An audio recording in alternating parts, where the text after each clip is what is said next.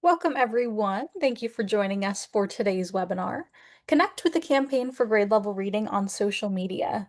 On YouTube, subscribe to our channel at Grade Level Reading. On LinkedIn, Facebook, and Instagram, follow us at Campaign for GLR. And on X, follow us at Reading by Third.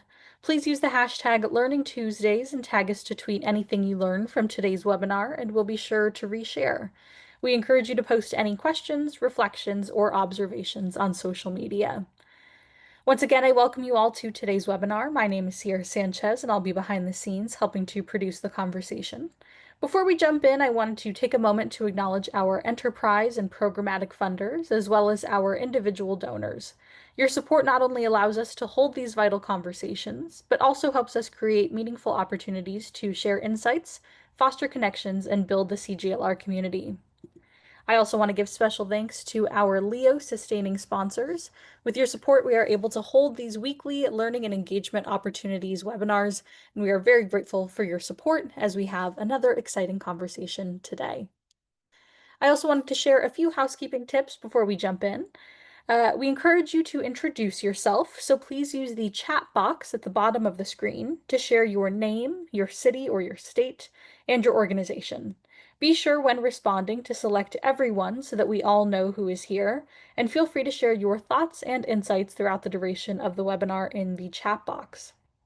In the Q&A box, we encourage you to post any questions you might have throughout the whole conversation.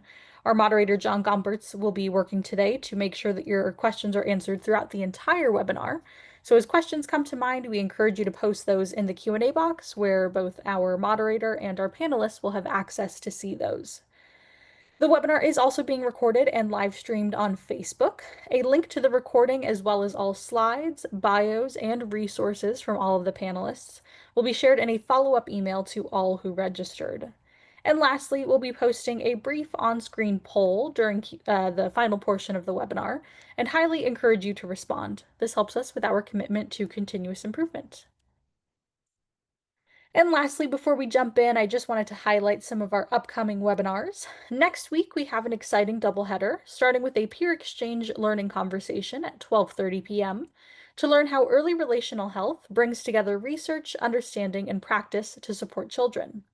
That same day at 3 p.m., we'll have an exciting conversation on how to determine whether new curriculum is effective and successful in classrooms. On October 7th, we have another doubleheader. That day, starting off with a Crucible of Practice Salon with Florida's Indian River County community. And at 3 p.m., a session that will discuss a recent settlement on high-impact tutoring in the Los Angeles Unified School District in California. And on the 14th, we'll continue our technology enhanced teaching and learning series with a session Screens in the First 5 Years, What We Need to Know and Do. These sessions have various registration links, so we will be sure to post all of those in the chat box now, and we encourage you to register, save the dates, and join us. And joining you now is John Gompertz, Senior Consultant with the Campaign for Grade Level Reading. Thank you and enjoy. Hi, everyone. Thanks so much for joining us today. And thanks to Sierra and to Emily Samos, who have done all the work behind the scenes putting this session together. This is another one of our series of conversations about high-impact tutoring. But as we'll get to in a minute, this session represents something of a pivot for us and the launch of the next phase of our work on high-impact tutoring. As I've mentioned before, I have my own long history with tutoring programs. When I worked at AmeriCorps in the 1990s, President Clinton launched America Reads, and we quickly shifted a lot of resources, a lot of the AmeriCorps resources, toward tutoring. And after my first stint at AmeriCorps, I had the opportunity to actually lead Experience Corps for several years. And as you know, that's a program that has been featured often in these sessions. That is a tutoring and mentoring program that is explicitly focused on early learning and reading. When I returned to AmeriCorps in the Obama administration, one of the key things that we did was to conduct a series of high-profile evaluations that established the success and impact of well-designed and well-executed tutoring programs. those evaluations still stand as one of the gold standard pieces of work on effective high dosage tutoring programs.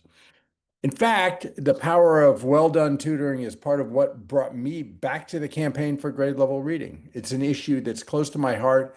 I'm endlessly fascinated with the possibilities and also by the complications associated with high impact tutoring.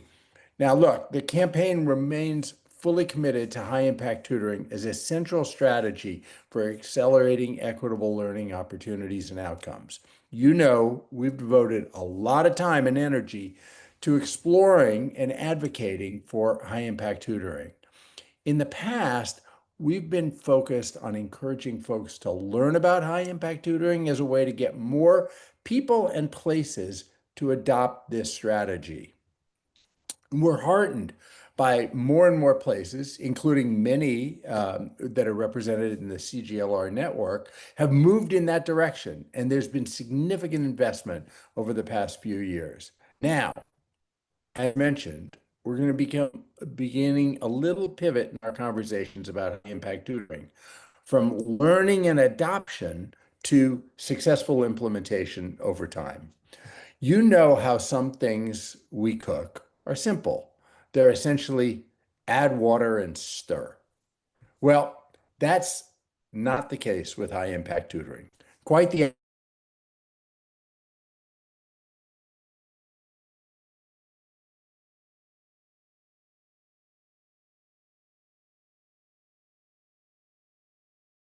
devices. In other words, successful implementation of high impact tutoring is anything but simple. But we're going to bring you some of the experts who have been and are on the front line. There's some insight that there are serious challenges in implementing any new policy and approach. High impact tutoring is not uniquely difficult. That said, there are challenges to implementation that are unique to high impact tutoring. And we want to talk about both the generic challenges in any implementation or change management, if you prefer to call it that, undertaking. And we want to talk about the particular challenges of doing quality implementation of high impact tutoring. So, one of the things that makes implementation difficult and that I want to talk about today is that the skills associated with encouraging and accomplishing the adoption of a policy are often not the same skills involved with successful implementation. So, the greatest advocates for something, whether they be internal or external, for adoption may not be the greatest assets in implementation. Even more, policymakers generally don't think about implementation. They are understandably consumed with trying to get a big idea passed into law or policy. And sometimes getting that big idea passed necessarily involves compromises that make total sense politically, but that make implementation so much more difficult. And if you want to dive deeper into this distinction between policy and implementation, I strongly recommend Jen Palka's book, Recoding America. It goes deep on exactly this challenge. Another big challenge has to do with layering new approaches on top of old approaches. We see this all the time with technology, but not only with technology. In the case of high impact tutoring strategies, how do they fit with existing literacy efforts? How do the new assessment systems work with existing assessment systems? And on and on. All implementation is hard. Implementing high quality, high impact tutoring programs is hard, but it is not impossible, not at all. So let's get into this conversation about strategies for successful implementation of high impact tutoring by hearing from our expert guests and those who are on the front lines of this work. So let me tell you who's with us today in alphabetical order. As always, full bios are linked in the chat. These are very accomplished people and very skinny introductions. So, Kate Cochran is Managing Director of the Partnership for Student Success, based at the Everyone Graduates Center at Johns Hopkins University. Carla Hudson is program administrator, PK through 12 through 5, academics learning acceleration with the Portland Public Schools in Oregon. Holly Manson is a tutoring strategy specialist with the Louisiana Department of Education. Louisiana has done some really groundbreaking work in this space. And Elizabeth Ross serves as the assistant superintendent of teaching and learning at the Office of the State Superintendent of Education in Washington, D.C. Washington, as you know, where I live, is a complicated place. It's not really a state, but this is a state office. We might hear a little bit about that from Elizabeth. Um, Nakia Towns is the Chief Operating Officer at Accelerate, and she is going to lead us off in just 1 minute. Thanks to each of you for joining today. And a quick reminder to the audience, as Sierra said, as we dive in, we want to incorporate questions from our listeners throughout this session. So please put your questions in the Q&A box, and we will do our best to channel those questions to our guests. Nakia, can you come on screen and join us? There you are. Thank you for joining us today. Hey. You and your organizations are one of the leading voices on advocating and advancing high impact tutoring across the country. But before I go into a whole bunch of questions here, can you just make sure that everyone in the audience is grounded in what Accelerate is and what Accelerate does?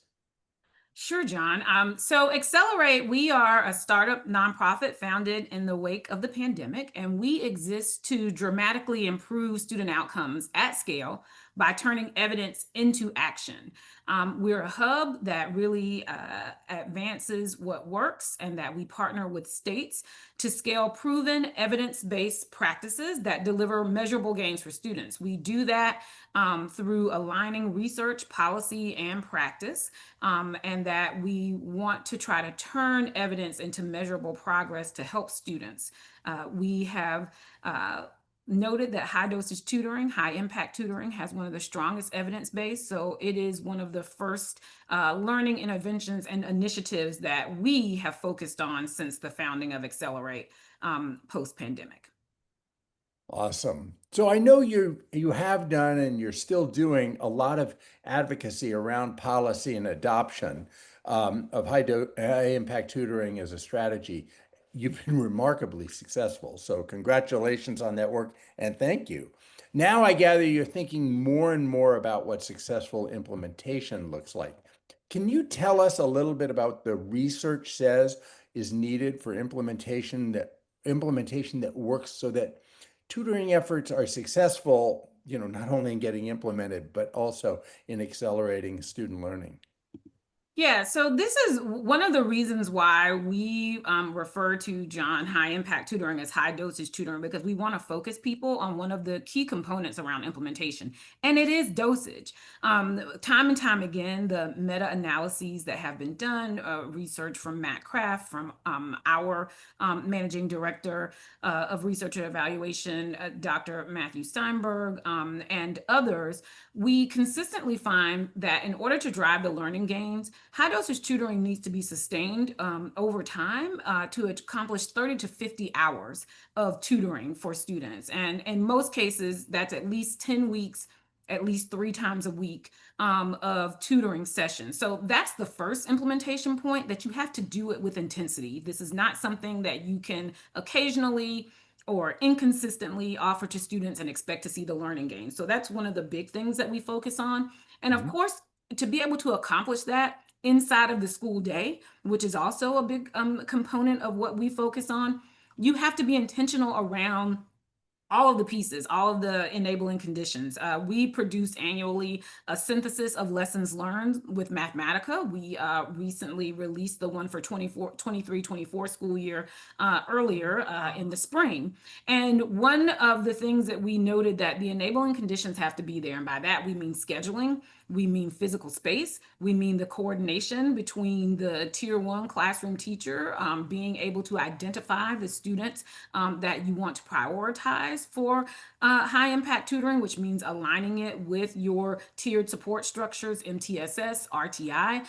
So all of these things are around the logistics. As you said, John, folks writing policy don't necessarily think about what's happening day to day in schools. But in order to make this work, and get the level of intensity of instructional attention that we need for high dosage tutoring to be effective, you have to think about all of those pieces and parts.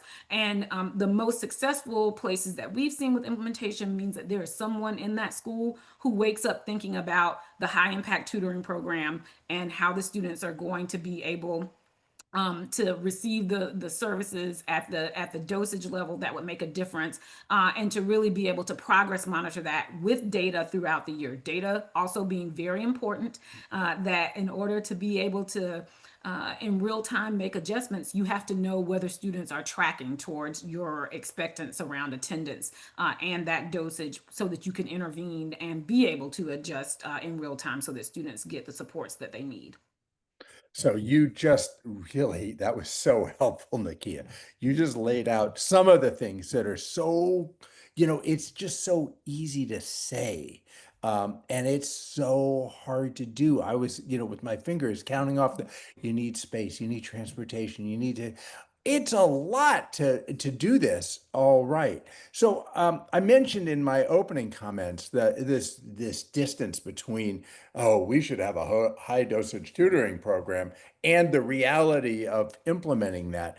Um, can you talk a little bit about how, as you think more about effectiveness, how Mhm. you're trying to close the gap between policy that gets adopted and implementation so that they work together better? Absolutely. I think that what we tried to do at Accelerate, that we have model policy, model regulations that really lay out some of these components that I've talked about in terms of implementation, whether it be the student identification piece, the type of instructional intensity and time, the data reporting efforts. We've actually released a data standard called DATAs for tutoring, to make sure that people know what are the important tracking components that you need to be able to successfully implement. Of course, we've done a lot of work around thinking about what are the funding opportunities beyond the ESSER funding Yeah. that was there, because none of this is without cost. And we've certainly tried to lean people into the notion that you can reallocate funds, and that we've wanted people to lean into thinking about high dosage, high impact tutoring as an intervention like any other that you might be plugging into RTI, but are those other legacy interventions as effective as tutoring? And so if not, then we say to people, there's your money, right? To be able to Hmm. reallocate dollars from what you've been doing that's been less effective and actually put it into something that's highly effective like tutoring. And we've Yeah, absolutely, I just have to stop you yeah, there. That's one of those things that it is so obviously right and so incredibly difficult to do yeah. because people have equity there are incumbents there. It's so uncomfortable because even programs that don't have great results have enthusiastic backers, right? And so this has to do with a little bit with the courage to do what you just said. Yeah, and this is what I mean, why we're so focused on continuing the evidence building in Accelerate, because even though there's all of this, generalizable data that's out there, Yeah. most educators want to know, what about for my context, for my kids? Yeah. And if you tell me this is effective, can you compare it to what I've been doing? And so a lot of what we've been doing at Accelerate is around randomized control trials that actually head to head say, let's compare tutoring to your business as usual for Yeah, yeah. students who are below grade level. And we can see that the business as usual are those legacy interventions. And when tutoring outperforms, that's when people sit back and say, hey, maybe it's time for me to undergo that change management process, as challenging as it might be, John. But you can see now that there's really going to be a payoff for kids. Is there, I have so many questions for you, Nakia, and I have a couple from the audience, which I want to also get to. But is there do you have to go whole hog? Like, let's say you're a state or you're a city, a district, and you think, oh, what Nakia is saying is super interesting, but could I do like a little test to see if it's going to work in state X or in community Y? Yeah, I mean, I think that when we talk about change management, like absolutely, one of the foundational tenets is trying to start with that guiding coalition, go with the willing, right? My Yeah. friends in Tennessee say, go with the going, go with the goers. And so if you want to, test the waters, start Yeah. with those schools, those districts in a state who are interested in this and see the need and are promoting high impact tutoring, high dosage tutoring as a part of their Yeah. strategic alignment. And that's what we've seen in several states that Louisiana, for example, started out as a pilot in a few districts, and then they went to statewide policy Yeah. implementation Yeah. that says that high dosage tutoring, high impact tutoring will be available for any student K through 5 who is below grade level in math or reading. And so they had those years of kind of building what this looks like in terms of successful implementation before they went to a statewide requirement to support students. So I absolutely think it's viable to start with a Great. strategy of a few schools and a few districts to really figure out what implementation looks like on the ground in your state before you go to a statewide implementation. Tennille posted a question about what assessment tools, when you say successful, showing impact, and so forth, what assessment tools are you talking about that are demonstrating efficacy? Yeah, we want to focus on in our research agenda.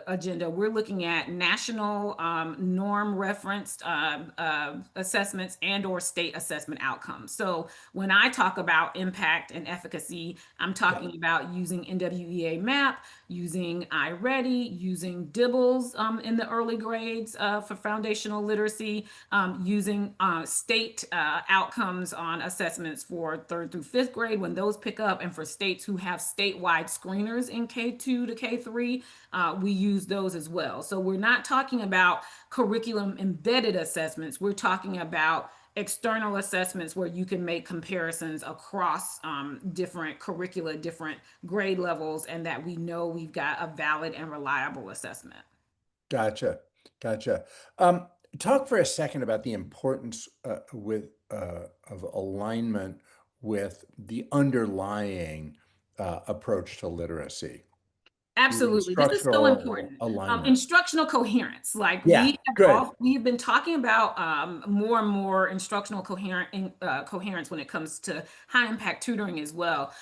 You want to create a seamless experience for the student, and for a student to be able to access the grade level expectations in their tier one classroom setting. Tutoring needs to prepare them to go and be successful in that tier one classroom setting, which means that the materials and the lessons, the support that they're getting in tutoring have to be aligned. And when we say alignment, we work with the Arkansas Department of Education actually to produce a high impact tutoring instructional coherence toolkit. So when we say alignment, we mean alignment through the learning strategies that students are using in tier one, using actually the same types of assessments, right, that we were talking about that they're using to measure progress and to benchmark from tier one. Using those materials, many of those high quality instructional materials, those new great curricula that a lot of people are adopting, they have scaffolds embedded in them for students who are struggling to meet grade level expectations. Having those actually be a part of the tutoring lesson set, making sure that you're following the same scope and sequence that students are experiencing in tier one, so that again, their tutoring lessons are preparing them to go back into the classroom and be experience a standard that they've either been pre-taught through tutoring or that they're remediating through tutoring. The whole key is that we have to make sure that the tutoring reflects grade level expectations if we expect it to benefit children to go back and be in that grade level setting and be able to be successful. Fantastic. I have so many more questions, but we have to move on. But I want to do two little things before we move on. I know that you just launched this state tutoring fellowship. What are you seeing through that? Can you tell us a little about that, and what are you seeing in terms of Sure. trends among the states? Yeah, we launched our state tutoring fellowship last year, was the first cohort. And in that cohort that we had last year, we had about 24 states that participated. We expect that we'll have 21 states come back and participate for the follow on. And what we really try to do is have those state tutoring leads, the folks who are responsible for tutoring programs and learning supports in their states, participate with us so that we can really expose them to the best practice around policy, expose them to the emerging research that we've been producing, and to talk about these implementation challenges and to really have case studies where they're learning from and working with each other to talk through what are the common problems of practice, if you will, and be in that community of practice with each other to try to solve for them. So we're really excited about the State Tutoring Fellowship and the coalition, if you will, that we are building to try to advance this work. And to the point that you made earlier, John, to really move us to this evidence-based learning intervention, when we certainly have seen that we have some things that are in place right now that aren't working for kids. So what do we need to do to actually move us to things that do work for students and their learning outcomes? Gotcha. Last question, Nakia. I saw that you and a couple of others are doing a webinar coming up about new resources that may be available. Obviously, one of the concerns is about how we're going to pay for all this. You had one idea, but that idea involves displacing uncomfortably some things. So tell us a little about this upcoming webinar and about the resources that may be becoming available. Yeah, we're really excited that one of the first federal grant releases for EIR included high impact tutoring as a priority area. It's focused on literacy. The grants are for up to 5 years, up to $15 million over 5 years, which is really a significant investment at a district level and even at a state level. So we are currently thinking about how do we support different states that we've engaged with, different programs and providers to be able to pursue these grants, to be able to, again, at scale, have more students who have the opportunity to participate in high impact tutoring during the school day. So we're looking forward to learning more. I think the application was just released. And so we'll definitely be digging in and supporting all of our stakeholders to make sure that these funds get to the students who need them the most. Fantastic. Nakia, I could talk to you for hours and hours, and I'm going to invite you back in a little while. But now let's pivot around to Kate. Kate, can you join us? That was fantastic. What a start. So, Kate, like Accelerate, the partnership has been a longtime friend of and co-conspirator with the campaign, and we're delighted to have you with us today as another leading voice advancing high impact tutoring. And just as we just did with Nakia, let me just ask you to start by reminding the audience about what the partnership is and its work. Absolutely. And thank you so much for including us in this webinar. Really excited to be here and to share with this audience. The Partnership for Student Success is a national coalition of school districts, nonprofits, and higher education institutions working to expand evidence-based and people-powered supports for K-12 students nationwide. We're based at the Everyone Graduate Center at Johns Hopkins, and we focus on 5 evidence-based student supports. So high impact tutoring is one of those, one of the most broadly offered supports that we focus on, but our work also focuses on mentoring, student success coaching, post-secondary transition coaching, and wraparound or integrated student supports. Our work started in 2022 as part of an initiative called the National Partnership for Student Success, which worked to recruit more people into these evidence-based roles to support pandemic recovery. And thanks to our coalition and others in the field, many on this webinar, I'm sure, this initiative contributed to the recruitment of an estimated 320,000 additional adults into these roles between 2022 and 2024. We support implementation through technical assistance, hosting solutions networks, and working groups for people to connect with peers in similar roles, addressing similar challenges, but who may not be geographically proximate. and also for people to connect across sectors. So bringing people together from K-12 education, higher education, national service, youth development, all groups that are focused on supporting youth, but silos exist between them. So we really work to break those down. Fantastic. Fantastic. So you just described you're working with a network of communities and organizations that are implementing high impact tutoring programs. Tell us a little about what you're seeing, what you're hearing, what you're learning, especially in terms of what's necessary for successful implementation.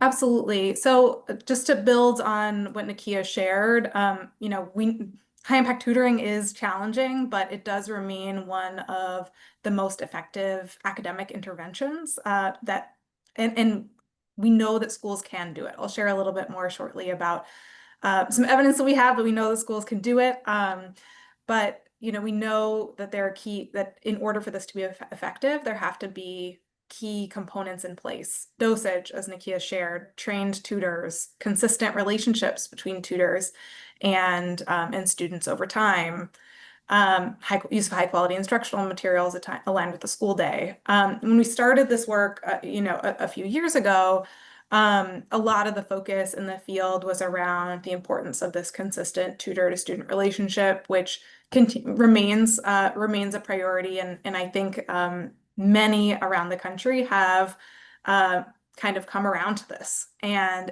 implemented programs that do really prioritize that tutor to student relationship. In particular at a time when districts are focused on improving student engagement around chronic absence, et cetera. But that's something that districts struggled with at first, and that providers struggled with too. And so that's something that we've seen shift a bit, which is in a positive way.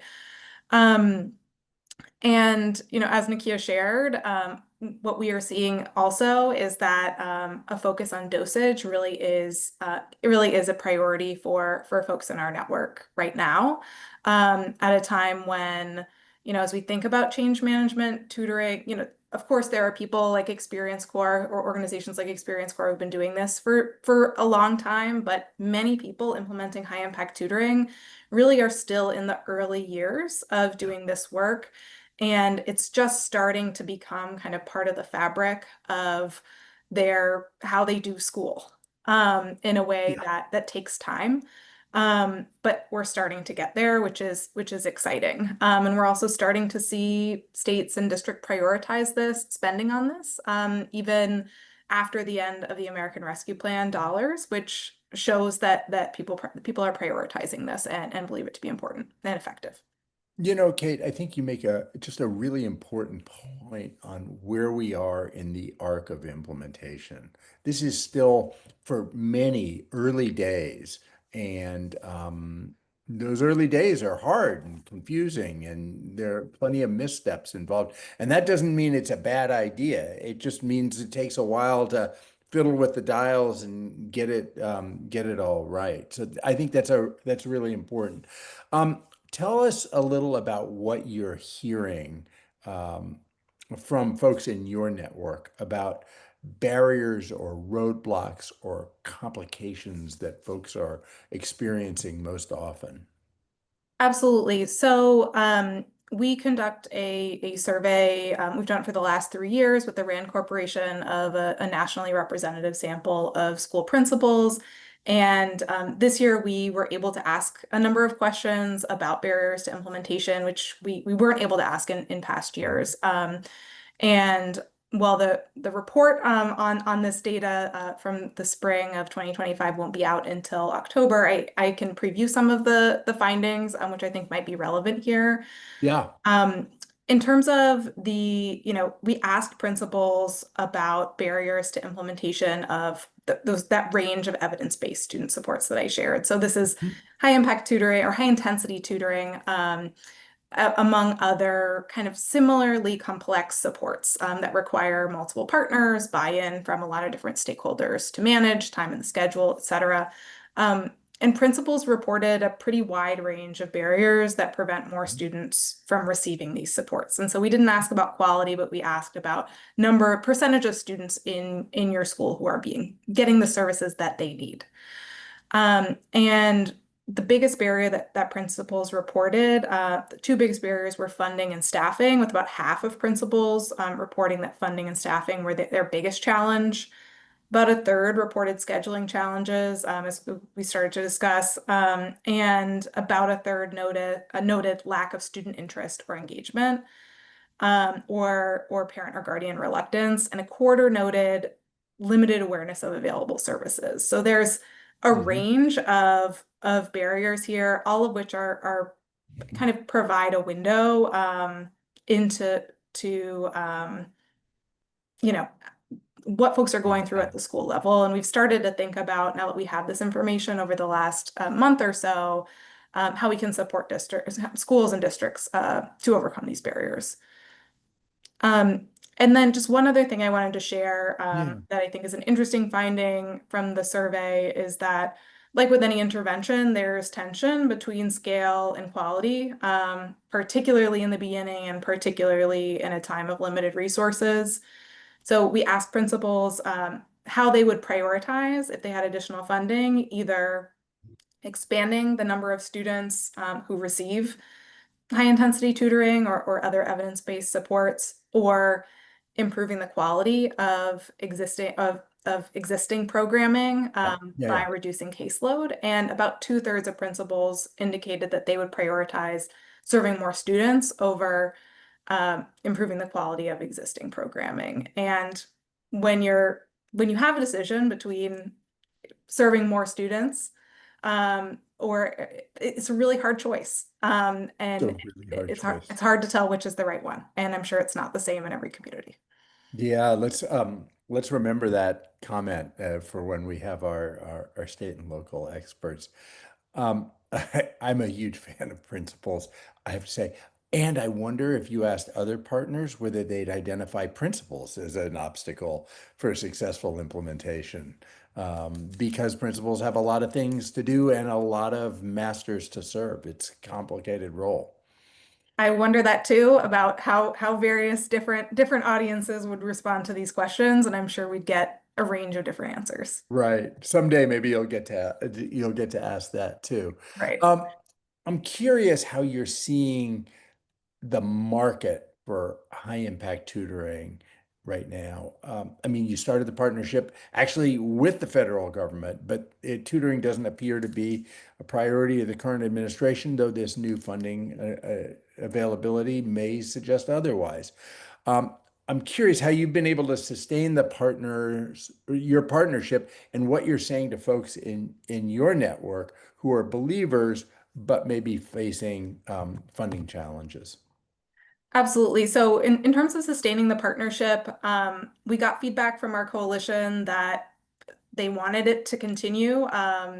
When we at the start of the current administration, but it was still kind of an experiment. Will people still engage? And we've been excited to see that engagement has held pretty steady. And I think it's because during times of transition, uncertainty, times of change, coalitions can be a really powerful tool for information sharing, collaboration, and then also finding community with others who are doing similar work, grappling with similar challenges, celebrating similar wins.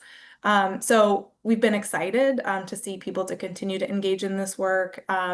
And for many people around the country to continue to prioritize high impact tutoring at the state level, at the community level. But you're right, at the end, with the end of American Rescue Plan dollars, with funding cuts, and then more broadly, just uncertainty around funding. This has presented real challenges for a lot of communities and a lot of people in our network, in the broader field, who are doing good work, evidence-based work. And to help organizations navigate this, we're really focusing on sort of first sharing strategies for diversifying funding streams and considering the use of funding streams that may not be traditionally used for this type of work, such as apprenticeship dollars, workforce development efforts. And then also highlighting models that may help lower costs or overcome logistical challenges while still having impact. For example, there's a growing evidence base that thoughtfully designed live online tutoring models can have a good impact on students while eliminating some of the challenges, not all, some of the challenges around scheduling, around Sure. staffing. Engaging well-trained older adult volunteers is another focus. And then also in the places where we're seeing opportunities for high impact tutoring in this administration's priorities, we are working to ensure that the tutoring field knows about them and is ready to jump on them. The EIR grant opportunity is one. I think the link is in the chat. Really hope that people join that webinar on Friday and look at it earlier if you're interested in applying. And then apprenticeship funding has been another big push for us, knowing that the current administration has named expansion of apprenticeships as a priority, and knowing that many in the high impact tutoring space are already have really robust training, on the job learning, related instruction, professional development structures in place. Not to say that this would be a quick shift or an easy shift to an apprenticeship model, but a lot of the systems and structures are there and are aligned. So focusing Fantastic. on those strategies. Fantastic. That is a great start. Again, I have a million questions for you, but I want to turn to our state and local experts, and then I'm going to invite you and Nakia back in a little bit. Okay. Thanks so much, Kate. That was great. So now we're going to talk to folks who are on the ground, on the front lines. And in case that you've forgotten in the last 30 minutes, I'm going to remind you who we've got with us. Carla Hudson is a program administrator in the Portland Public Schools in Oregon. Holly Manson is a tutoring strategy specialist with the Louisiana Department of Education. And Elizabeth Ross is the assistant superintendent of teaching and learning in the State Office of Education in Washington, D.C. As you all know, we want to talk specifically about implementation today. But first, I would like to ask each one of you to introduce us to your tutoring initiatives just a little bit so our audience is familiar with what you're doing. So, three quick questions for each of you. What was the impetus for your high impact tutoring effort? When was it adopted and by whom? And third, when did you start your implementation? In other words, how long have you been at this? And I'm gonna go to the home team first, since I live in Washington, D.C., and ask Elizabeth to get us started. Thanks so much for that warm intro, John, and it's great to see everyone. Nakia and Kate are a tough act to follow, but I'm certainly going to do my best. And I am so pleased to be here today to talk about our tutoring program. We are incredibly proud of it. I'm going to pop a link in the chat that to our high impact tutoring homepage that describes a bit more about it.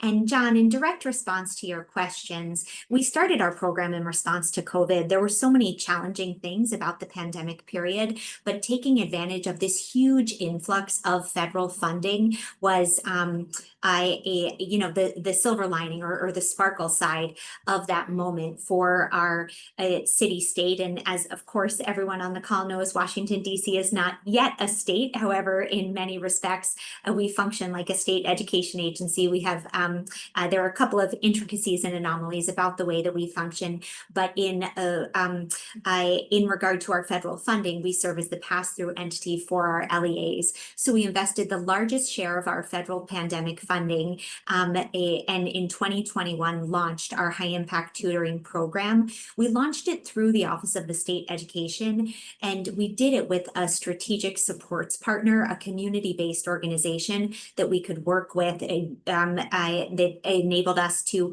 very, very quickly set up tutoring for our schools and for our students. And Washington, D.C. was, as were many jurisdictions, impacted by the pandemic by moving into a position of virtual learning. Our students were learning under a virtual posture for a year and a half, so we didn't go back to in-person learning until fall of 2022. And when we did come back to in-person learning, we found that our students suffered significantly during the pandemic period in terms of not only their academic learning, but also their attendance. And I know someone popped in the chat, and I'm grateful to Emily for popping some additional information into the chat about our high impact tutoring, which has shown to be effective not only in increasing student academic achievement in ELA literacy and in math, but also increasing student attendance. And our we have a school climate survey that indicates that our students who are the recipients of high impact tutoring are coming to school more because they have a trusted adult that they're engaging with day to day. So we're incredibly proud of the program, and we've worked to iterate it over the last couple of years. We're now in fall 2025, so we're 4 years into implementation. And the past 4 years have really been a journey of making sure that we're rapidly measuring the impact of the program so that we can continue to tweak, iterate, improve upon it, and advocate for continued funding across our jurisdiction. I'm going to stop there because I know there are lots of folks that we want to hear from, but I'm excited to talk more. Yeah, great, perfect. Holly, let's go south and hear a little about Louisiana, the impetus, the when it was adopted and by whom, and then when you actually got going on implementation. Great. Thank you so much for having me. I'm so excited to be here. It's amazing to talk to people who share the same passion that we do here in Louisiana. So I'll start very similar to Elizabeth. In 2020, as a result of the pandemic, Louisiana got their feet wet with tutoring for the first time with a federal grant that was the main focus was early literacy outcomes. I believe it started pre-K through third grade. It was a $17 million grant over the course of 3 years.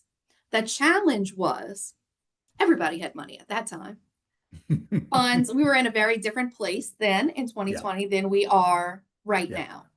And so we were battling utilizing these funds because our school systems had the extra funding available for this, and they were really hosting their own traditional tutoring services after school for their students. So as time went on, the 3 years passed, and we still had money. So I got 2 no-cost extension years for that because I knew what was coming. I knew this funding is not going to be forever. And then there is going to be a massive cry for the funding for tutoring. So we did get the 2 no-cost extension years, which was really a blessing in disguise for us at the Department of Education and for the people who did partner with us for that real tutoring for those years. And it also gave us a chance to create partnerships with some tutoring providers. Even though it was a very small scale, we established a tutoring portal, I'll say version 1 of many.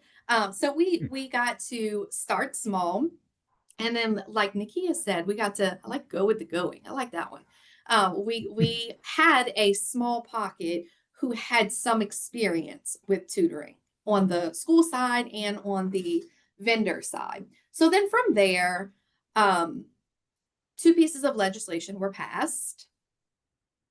One being our Steve Carter tutoring program outside of the school day, outside of normal school hours. One of our late legislators, his name is Steve Carter. And so he was definitely, along with many others, one of those driving forces behind specifically literacy tutoring.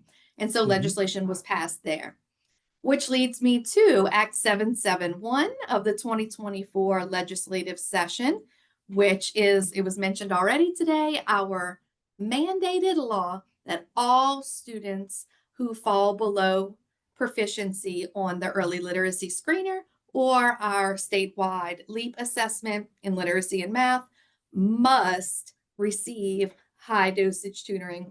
Wow. Mandated by law. Wow. And so this year, 25-26 is our second year implementing the Accelerate High Dosage Tutoring that is mandated. And there is so much to share there, but I'll stop. Okay, I'm going to come back to you for that in just a second. Okay, we're going to go from the South out west to Portland and to Carla. Tell us a little about the impetus, who decided you were going to do high impact tutoring, and when did you get started? Yes, so I'm Carla Hudson. I am the program administrator for our high impact tutoring program in Portland Public Schools.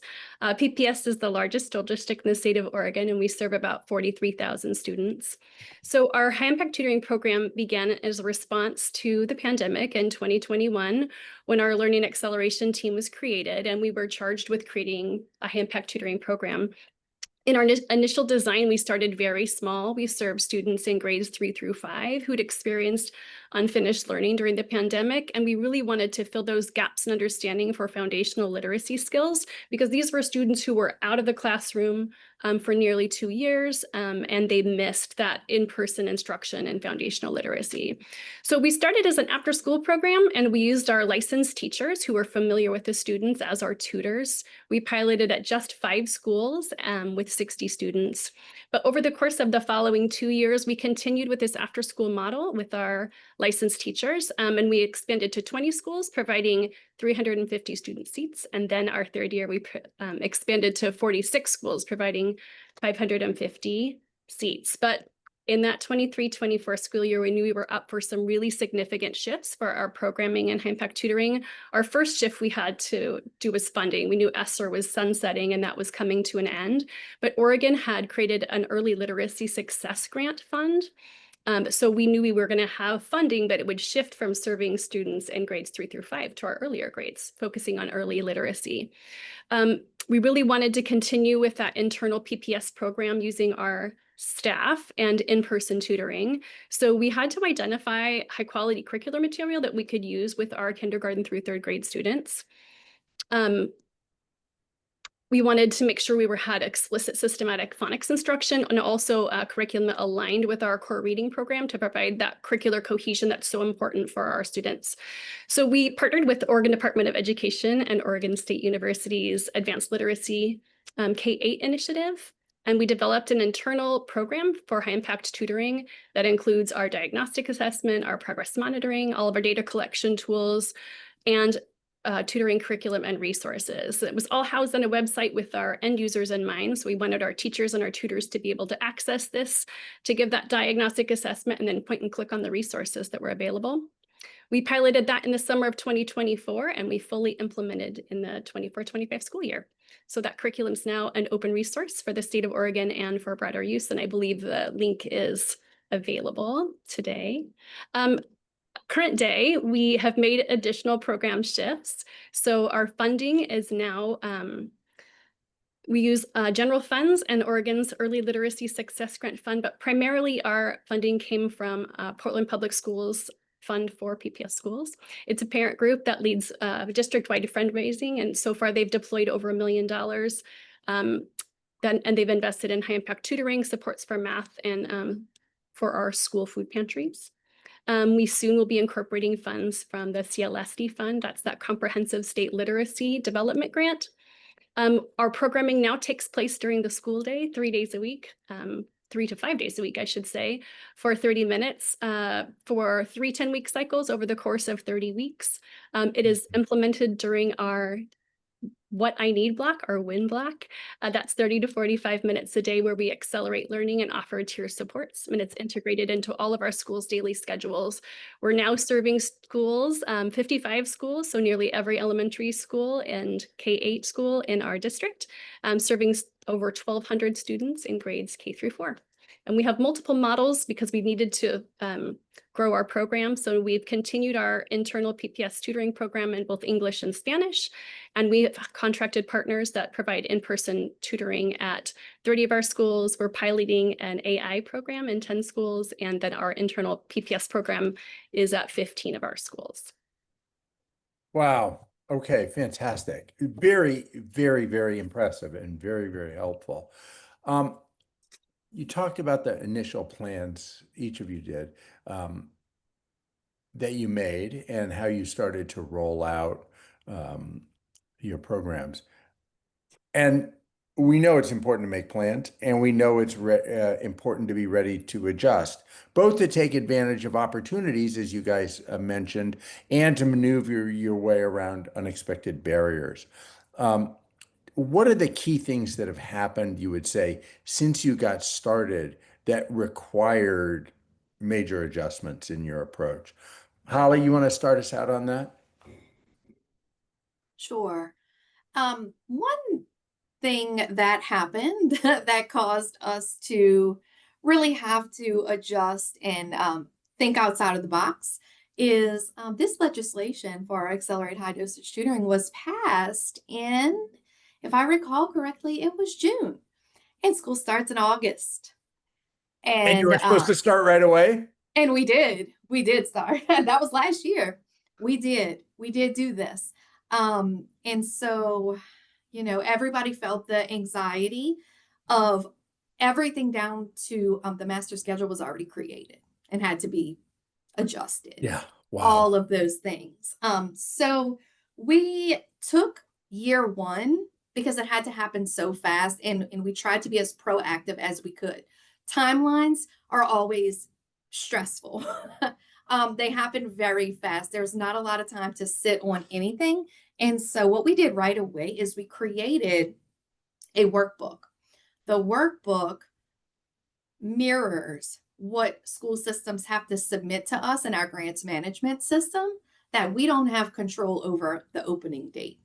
So we had to think about, what do we have control over? What do we not have control over? Yeah. And what can we do to support? I think that support was huge. And so we did about 200 site visits across the state last year. And what we saw is what we expected: compliance. We saw compliance because this had to happen so fast. Now, we did see some amazing tutoring going on, and we saw, and we took that as a learning opportunity, and we created focus groups based off of teachers, school leaders, system leaders, and providers, and really focused on, what can we do? How can we help you? What do you wish could have happened? And really took year one as a learning year, and we were ready to roll this year. So we really had to be flexible last year and understand how fast things had to get going. Yeah. Carla, what happened in your world that required adjustments? That's such a great question, because in order to shift our programming from after school to happening during the school day, because we know that our most successful programs are embedded during the school day, we wanted to also ensure that our students didn't miss core instruction. So while they were receiving tiered supports, we wanted to make sure that no student missed their core instruction and their grade level instruction. So we had to create conditions for change. And as you know, in large programs and organizations, change is hard. Change is really— Well, everybody's for change, just as long as everything stays the same. 100%. So we created a cross-departmental team. So our learning acceleration team partnered with our MTSS systems, our core academic programs, our special education department, our ELD and world language departments, to create guidance for a district-wide WIN block. Again, that's that what I need block, that 30 to 45 minutes a day that's designated for tiered instruction. And so we needed to have that embedded during our in all of the comprehensive school schedules across the district. So that really took time to happen. And it took a lot of, change management and really shifting the way that we were thinking about how tutoring could take place. So it was challenging, but with everyone working together and getting on the same page, we were able to make that happen. Awesome. Elizabeth, same question for you. What happened in the outside world that required you to change lanes, adjust?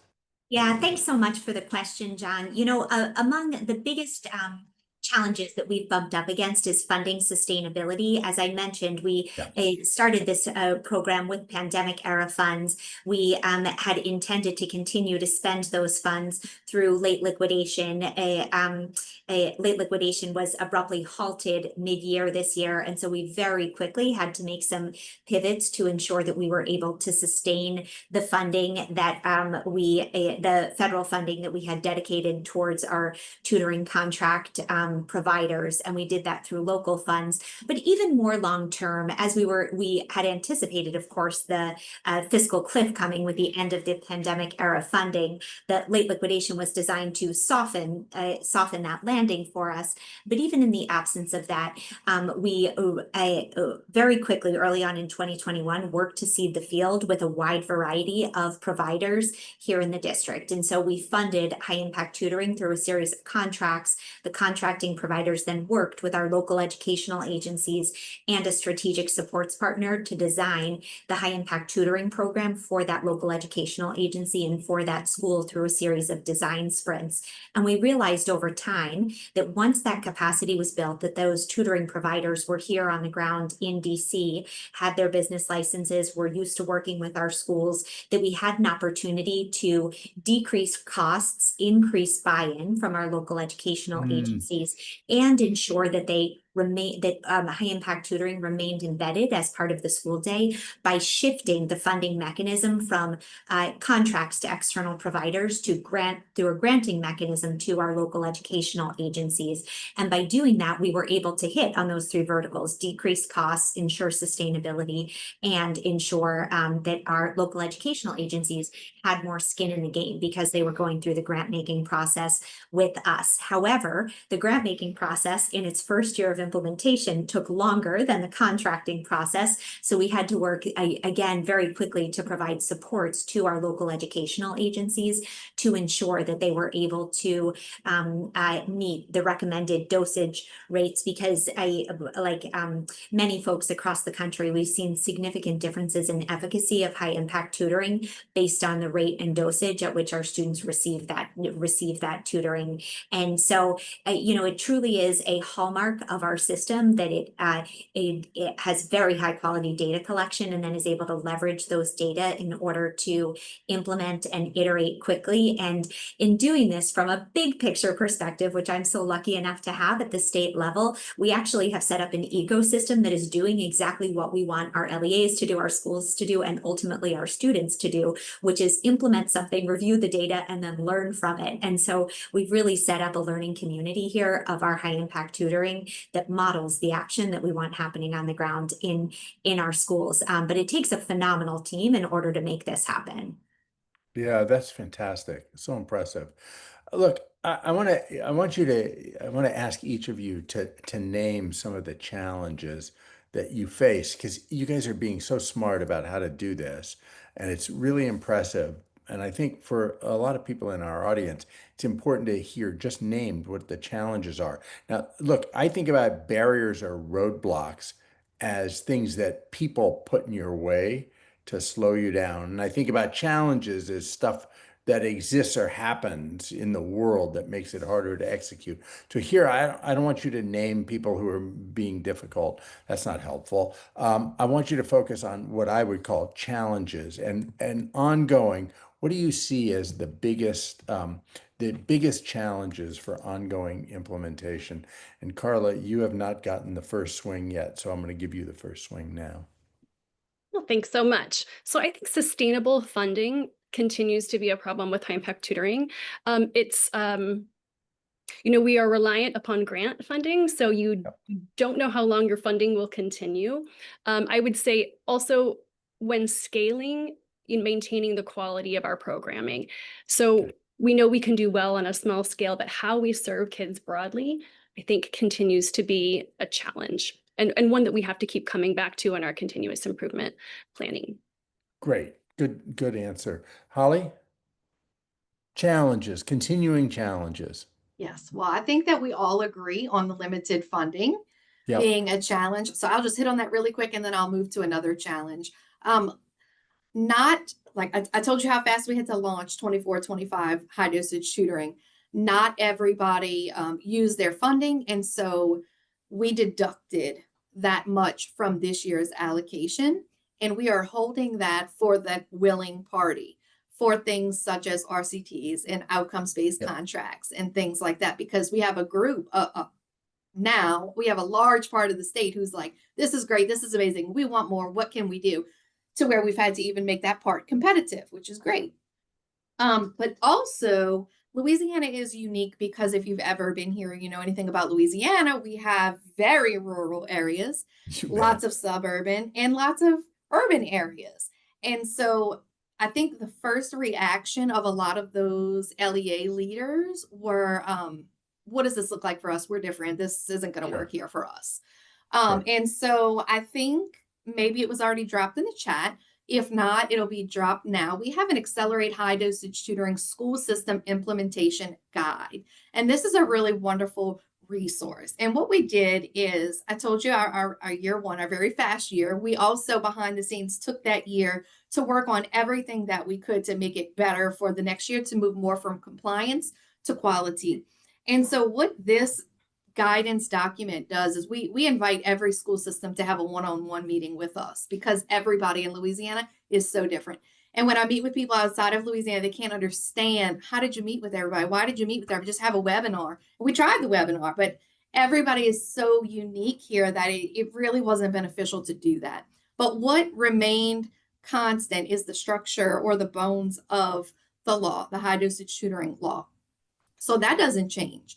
But what changes is their unique situations. So Yeah. I found myself in those conversations kind of saying, like, okay, step one, think about this. You can use your highly effective teachers on our evaluation system. Step two, who do you have on your staff that can tutor? Step three, how much is your allocation? Because our urban areas have a very large, usually, allocation, and it's very different. However, some things remain the same. So we were able to capture that in this document, all the way down to your logistics looks very different. How are they going to service all of these students looks very different. And even down to, what questions should I be asking my vendors? And that looks different in a rural and urban area as well. Is it going to be virtual? Do we have even access to that amount of virtual tutoring in those rural areas? So we even interviewed many different national tutoring providers on, okay, what are the questions that, if a rural area decides to go with an external tutoring provider? When I was in the school system, I was over teaching and learning, but not really technology. So if I'm making the decision to partner with an external partner, at that point, I really would not have known anything about bandwidth or all the things that are involved there. So we even included some of those questions from interviewing providers. And so this document here, we really tried to make it work for everyone, even though it's not a one size fits all approach. Gotcha. I'm going to invite Nakia and Kate to rejoin this conversation for the rest of it, and encourage you all to interact here and so forth as we go forward. I'm curious about it, and there was a question about this also from the audience. I'm curious about governance, like who's in charge, who's responsible. One of the key things in implementation sciences in general is the person who decides that something's got to happen has got to stick with it. And I'm curious, Elizabeth, let's start with you. Like, that's why I asked who decided that you were going to do high dosage tutoring in the first instance, and then who's responsible for making sure this happens and happens well and at quality. Yeah, John, I love this question, and I spent the majority of my career working at the federal level, thinking about education from a national perspective, and over the last half dozen years have been in this role, and it's always been clear to me from a theoretical perspective that in order for student outcomes to change, a student's school experience, their classroom experience needs to change, but it's never been more clear to me than in watching our high impact tutoring initiative in action. And so we are, Washington, D.C. has 100,000 students. About 50% of them are served by our large traditional public LEA District of Columbia Public Schools, which is under mayoral control, as is the Office of the State Superintendent. So both the head of our largest school district and our state superintendent are appointed by the mayor. We have an independent city council that oversees our budget. And then we have approximately 68 public charter schools that are overseen by an independent charter authorizer, the Public Charter School Board. So lots of different players in the landscape. Yeah. As the state superintendent, we are charged with establishing the parameters, providing the funding, and putting in place the framework, the structure, the enabling conditions, and then the supports. So if we see a program that is struggling, we spend more time with that program to make sure that they have the supports that they need. But ultimately, it's the individuals who are working with our students every single day that are responsible for those student outcomes. They're the only ones who can actually make a difference. And so we spend a lot of time thinking about partnering with organizations and funding organizations and supporting our schools in strengthening the overall quality of the educator workforce, which includes our tutor workforce. And that's a piece and part of our program, because ultimately the responsibility lies at the school level. However, as a program team at the state level, we hold ourselves responsible for those citywide outcomes, and we report those outcomes to the mayor, to our city council, in order to ensure that we have sustainable funding. And of course, when there's philanthropic funding, private funding involved, we hold ourselves accountable from that perspective as well. And so it's, this really challenging and fun framework to be working in, because we know that relationship between the individual student and the individual tutor is what is going to help that student increase their attendance, increase their literacy, increase their math, increase their social emotional learning more broadly. And also, we have to be thinking about how we can do that at scale for thousands of students across DC every day, with a priority on our students who are furthest from opportunity. So I think responsibility is the responsibility for different components of the program lies at different levels of the system. And the question that we're always asking ourselves is, how is our system supporting that continuous improvement, doing the rapid cycle data collection and evaluation, so that if there are challenges or holes or gaps in that responsibility, we can quickly identify them and then push in to provide support. That's really helpful, Elizabeth. Nakia, I'm curious, looking across various states and so forth, this responsibility, this question of, like, at the end of the day, who's responsible for making sure this happens and it happens in a high quality way? How do you all think about that governance question? Yeah, I feel similarly to some of the comments that Elizabeth just made, but frankly, for us, starting with the state and following that implementation chain to the district, to the school, to the classroom teacher level, all the adults in the system are responsible for making sure that students get what they need in terms of meeting the learning expectations that we have for them. So what we've tried to do is think then at each one of those, implementation points, how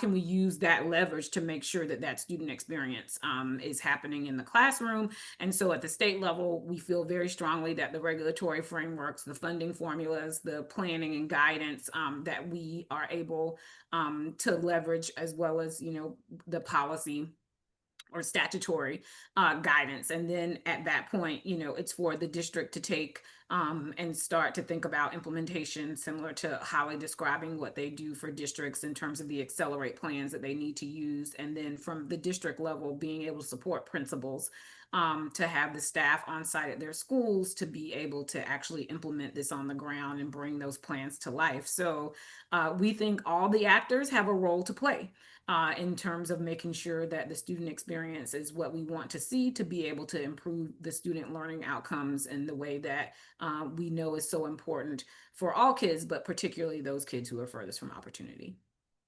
Yeah, thanks. Holly, I want to come to you on this question. You talked about how different various places in Louisiana are. So you're sitting at the state level.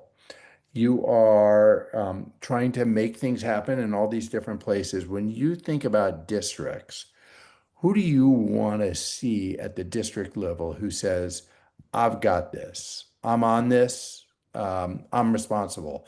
Is it the superintendent or is it actually somebody else? How do you think about that?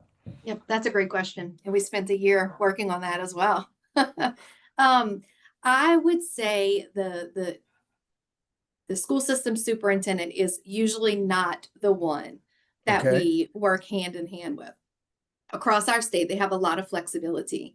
And this is also a question we get a lot from vendors because they want to go straight to one person and they say, every chief academic officer in every school system in Louisiana? Well, every school system doesn't even have a chief academic officer. Some central offices around here have 2 people. Some have, 5-story buildings. So it really just depends. And so what we worked on, and one lesson learned from last year, is we did not have that champion for tutoring last year. And that this year we did require that in a tutoring team. However, we at the State Department are definitely held accountable because tutoring is part of our literacy strategy created by Dr.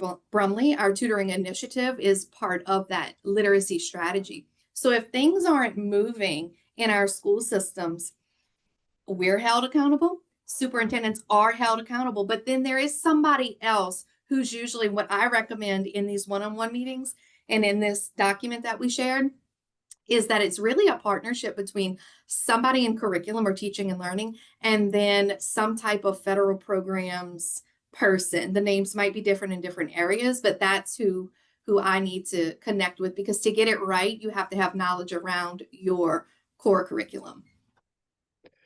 I want to ask a question. I'll start with you, Carla. Robin asked, what about teachers? How are teachers metabolizing this shift towards high dosage tutoring? It's easy to see a scenario in which they think, oh, this is fantastic, it's super helpful. It's also easy to imagine a scenario and they'd say, this is kind of a judgment on me and I'm not really loving this and y'all should go, do whatever. So talk a little about your efforts to make teachers part of the coalition here and feel a part and not threatened, feel helped and not threatened. Yeah, thank you for that question. So I think having buy-in from our building administrators and our school leadership teams is really important because it really creates the conditions for success at those schools. So we want to make sure that our principals have created those win block schedules so that high impact tutoring can be integrated into their day. We want to make sure that they've got learning spaces that are appropriate, but we also want everyone to see high impact tutoring as a part of our larger MTSS system, not as a separate initiative that happens outside of what would happen every day at a school. So our teachers are our partners. We want to make sure that we are working together to identify students for high impact tutoring. So those decisions are made at a building level. And then we want to make sure that our leadership and our high impact tutoring program really do a job of coordinating and communicating with our building administrators and our school leadership teams so that teachers feel more comfortable with the high impact tutoring programs that are happening in their schools. They see it as help that feels like help. That's our main goal. Elizabeth, you have a thought on that? Yeah, thanks so much. This is actually an area where we're continuing to grow, and I've mentioned a couple of times that it's a feature of our program that it continues to iterate and improve. And this year, for the first time, we're requiring all LEAs to provide their plans for how teachers will be involved in HIT for their students. Always, the decisions about which students have participated in HIT have happened at the building level. Sometimes the decisions about which vendor to work with, if there is an external vendor, have been made at the LEA level. But this year we're requiring that direct teacher engagement. And we also want to ensure that those plans include communication plans so that our teachers are communicating regularly with their tutors and that they're consistently reviewing student data. We know that there's an instructional coherence piece and we've seen it happening at different levels across our system. And so we want to ensure that that's happening consistently across our system because where it's happening, it's having a huge impact on student learning. So we want that to be replicated throughout. That's fantastic. I have a couple more questions about Sierra. Also, can we go ahead and post the poll? People, please take the poll. This feedback is really important to us, and we will just continue this conversation as you're filling out the poll because we know you can multitask at least a little bit.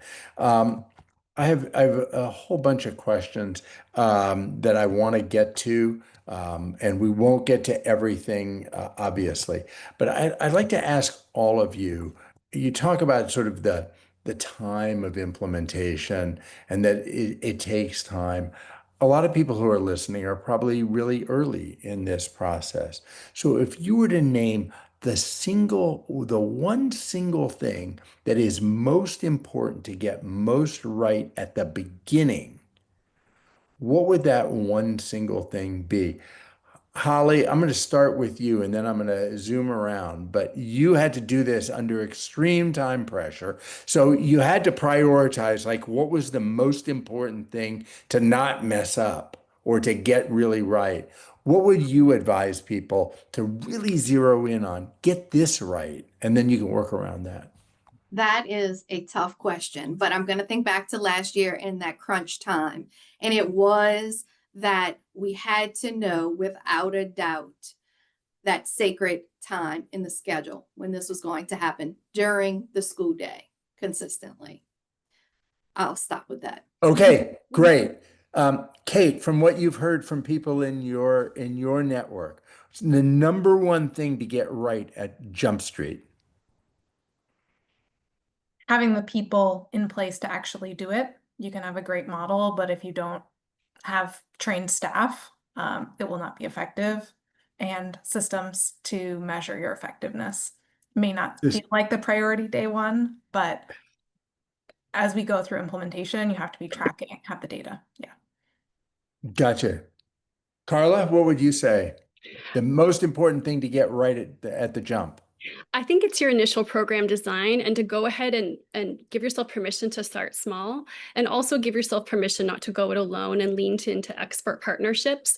So the National Student Support Accelerator, NSSA, has a really great tool called the District Playbook for High Impact Tutoring that will really help you design a program based on the best evidence that's out there and the best research that's out there. Also, Results for America offers a 7-week sprint to help you design that program. And, when we participated in that program, it really helped us understand the capacity of our team. We had, desire to scale really big, but, we needed to lean into external partnerships in order to do that. And, really, I think, again, design your program, start small, and don't do it alone. Excellent. Nakia, what's your thought?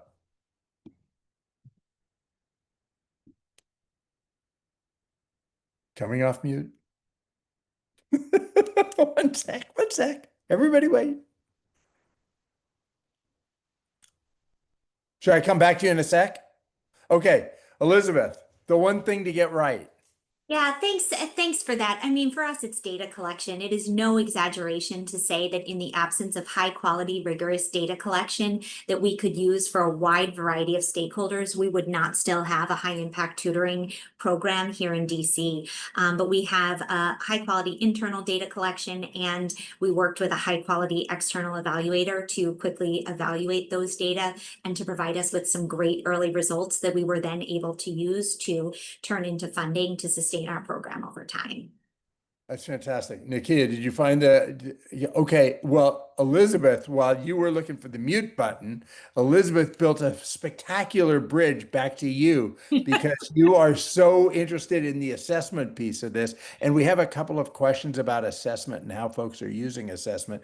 So the one thing that you think is most important to get right, and then go ahead and talk about assessment, whether it's the one thing or not. So the one thing that I think is important to get right also relates to change management. And I think it's starting with the why and starting with educators, teachers on the ground, that we have to make sure that those classroom teachers and the staff who are going to be most directly engaging with the high impact tutoring program understand the rationale and the evidence for high impact tutoring, and really the basis for why it is that we should make this step, and that it can really benefit kids. So starting with the why and engaging the stakeholders who are closest to students around that. In terms of the assessment questions, I think that as we've talked about earlier, that it is so important that we use the measures of success that are the measures of success that we're responsible for from an accountability and policy perspective. So it doesn't make sense, which is why we say use these standardized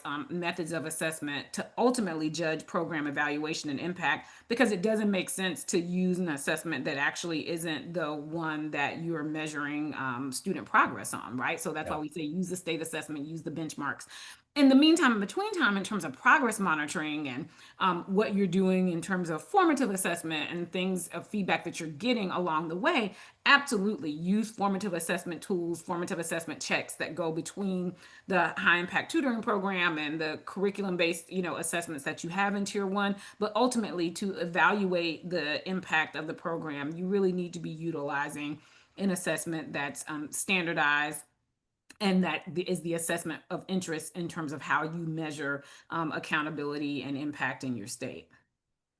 I have a question that mixes what just came in. There's a question about how to get acceptance and enthusiasm about high impact tutoring in economically and culturally different settings.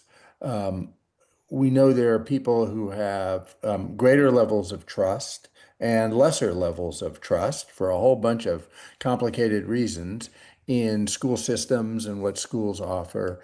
Um, of course, getting the buy-in of all these people who are involved in the system is one thing, but then you have to get the buy-in of the families of the people who we're hoping the kids we're hoping will benefit from high impact tutoring. So I'm curious about strategies again about getting parents and families to feel really great about tutoring. Carla, I see you nodding. What's your thought there? And then we're going to do this one. This has got to be a lightning round because this plane is going to land in a couple of minutes.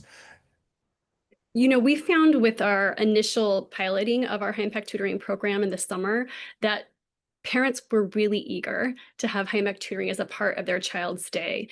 So instead of, relying on families to hire private tutors or to seek continuous help, if it's embedded in the school day, we really are providing that service equitably among our families. And I just have not had a problem with family buy-in. It's been a really easy thing to sell. Kids love being with their tutors. They love the time that they're spent. They're eager to go to school because they get more time with their tutors. And they feel more successful. Their confidence increases. They see kids more excited to go to school. They see them more excited to, read at home. And so family buy-in has not been a struggle for us. Elizabeth, has that been your experience in the district? Thanks so much for that. It sure has at the elementary and at the middle school level. And we're very fortunate that early on when we were launching the program, we had some really strong, powerful, great communicators, both internally in our agency, coming from our district government citywide. And then we also had parents and families advocating for themselves. So we have had parents calling us and saying, "Hey, I want to sign my kid up for a tutor. How do we do that?" And we, can connect them to their schools so that they can work and make that happen. We're still working to figure out how to do that as successfully at the high school level. We found that with our high school students, there tends to be more of a stigma associated with tutoring than there does at the elementary and in the middle grades level. And so I would say we've been very, very successful working directly with our families, with our students in elementary and middle grades. And we're still looking to learn and continue to increase our ability to do so at the high school level, where we don't see our attendance rates as high for our students who are engaged in high impact tutoring. Gotcha. Kate, do you have guidance that you offer to folks in your network about how to, I mean, what Nakia said about communicating about the why seems like a really important starting place, but I'm curious if you have specific guidance. Yeah, absolutely. Communicating about the why, and I think a little bit to what Elizabeth shared about, in particular, if these are supports that are offered broadly across a school, it helps remove some of the stigma. And to plug National Student Support Accelerator again, they have a great toolkit on family and caregiver engagement, in particular on this advocacy piece around tutoring, how to engage and talk to parents about tutoring. So I'll put it in the chat. Okay, that would be great. Thanks. Holly, again, you're dealing with a wide variety of communities, experiences with public schools, and so forth. I'm curious if you have a thought about how you've gotten people to be enthusiastic. Yes. Currently we have 13,000 kids on the wait list for our outside of the school day tutoring program, Wow. our Steve Carter tutor. It did not start like that in the beginning. And I really thought long and hard about what I could do to reach all of these families because we don't involve the school systems at all in that program. This is above and beyond outside of the school day. So we launched a massive marketing campaign where we got very creative. We know at the least most of our families are on their phones. And so we did geofencing where if they even searched school and you're in Louisiana, it's going to pop up. You're going to start getting lots of Steve Carter tutoring things sent to your phone. You know, when you mentioned going on a vacation somewhere and it pops up on your phone magically, we did that. We did everything that we possibly could do to get these parents, and now we have a 13,000 kid wait list for that program. And so we made it very simple too. We made it to where they can sign up from their phone. They have virtual options if they don't have transportation. They have virtual options. So we really took a lot of time to figure out how to reach all of the parents because what we did find is that all the parents want what's best for their kids. This is fantastic. We are out of time. We could go on, and we will. Just to say to all of you that we're going to invite you back to say to our audience that this is just the beginning of a conversation about the challenges and opportunities associated with the implementation of high dosage, high impact tutoring. We got a fantastic start today. So Nakia, Kate, Elizabeth, Holly, Carla, thanks so much to all of you for a terrific session. Thanks to our audience for joining. Thanks to Emily and to Sierra for putting this all together. And we will look forward to seeing all of you again soon. Thank you.